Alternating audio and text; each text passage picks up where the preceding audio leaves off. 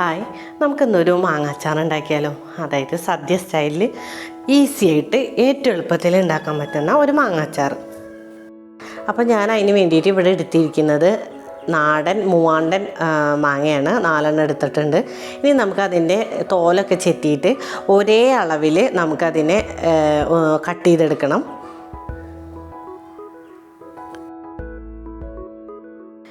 പിന്നെ നമുക്ക് ഇതിലേക്ക് വേണ്ടത് വിനാഗിരിയാണ്. വിനാഗിരി ഒരു 1/4 കപ്പോളം വേണം, ഈ കപ്പിൻ്റെ 1/4 കപ്പ്. പിന്നെ വേണ്ടത് ഒരു 1/2 ഗ്ലാസ്സിന് മീതിയായിട്ടുള്ള ഒരു തിളപ്പിച്ചാറിയ വെള്ളം വേണം. പിന്നെ കായംപൊടി 1 ടേബിൾ സ്പൂൺ ഇട്ട് കൊടുക്കുക. പിന്നെ അതുപോലെ തന്നെ ഉലുവപ്പൊടി, അതായത് ഉലുവ ചൂടാക്കി പൊടിച്ച പൊടിയാണ് ഉലുവപ്പൊടി നമുക്ക് ഇതിലോട്ട് ചേർത്ത് കൊടുക്കാം. പിന്നെ വലിയ സ്പൂണ് ഒരു 4 ടേബിൾ സ്പൂണോളം നമുക്ക് മുളക് പൊടി ഇതിലോട്ട് ചേർത്ത് കൊടുക്കണം. അത് നമ്മളെ സാധാ നോർമൽ മുളക് പൊടിയും പിന്നെ അതേപോലെ തന്നെ കാശ്മീരി മുളക് പൊടിയും കൂടിയിട്ട് മിക്സ് ചെയ്ത് വെച്ചതാണെങ്കിൽ നമുക്ക് നല്ലതാണ്. മാങ്ങ അച്ചാറിനൊക്കെ ഒരു കളർ കിട്ടും. പിന്നെ നമുക്ക് വേണ്ടത് ഉപ്പ്. ഇത്രയും ചേർത്ത് കൊടുത്തതിന് ശേഷം നന്നായിട്ടൊന്ന് ഇളക്കി വയ്ക്കുക. എന്നിട്ട് അതിലോട്ട് നമ്മൾ തിളപ്പിച്ചാറിയ വെള്ളം അതേപോലെ തന്നെ വിനാഗിരി ചേർത്തിട്ട് നന്നായിട്ടൊന്ന് മിക്സ് ചെയ്തെടുക്കാം.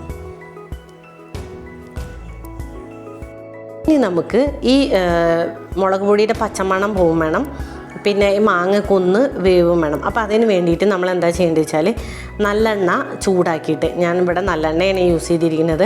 നല്ലെണ്ണ ചൂടാക്കിയിട്ട് ഇതിൻ്റെ മേലോട്ട് ഫുള്ളായിട്ട് വരത്തക്ക വിധത്തിൽ നമ്മൾ ഒഴിച്ചു കൊടുക്കണം.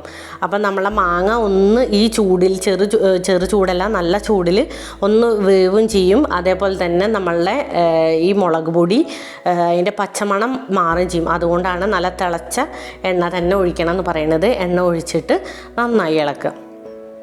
ഇത്രയേ ഉള്ളൂ. വളരെ സിമ്പിളാണ്, എല്ലാവർക്കും ഉണ്ടാക്കാൻ പറ്റും. ഇതാണ് നമ്മൾ സദ്യയിൽ ഇലയിലൊക്കെ വിളമ്പുമ്പോൾ നമുക്ക് കിട്ടുന്ന മാങ്ങയുടെ അച്ചാർ. അപ്പോൾ ഇതെല്ലാവരും ഉണ്ടാക്കുമെന്ന് വിചാരിക്കുന്നു. ഇപ്പോൾ മാങ്ങയുടെ സീസണൊക്കെയാണ്. അപ്പോൾ എല്ലാവരും ഇതൊന്ന് ട്രൈ ചെയ്യുക.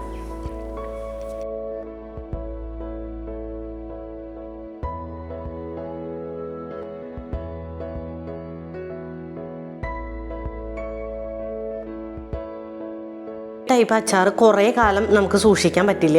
അപ്പോൾ ഉണ്ടാക്കിയിട്ട് 1-2 ആഴ്ച നമുക്ക് യൂസ് ചെയ്യാവുന്നതാണ്. പിന്നെ ഫ്രിഡ്ജിലൊക്കെ വെക്കുക വെച്ചാൽ കുറച്ച് നാളും കൂടെ ഇരിക്കും. അപ്പോൾ എല്ലാവരും ഇതൊന്ന് ട്രൈ ചെയ്യണം.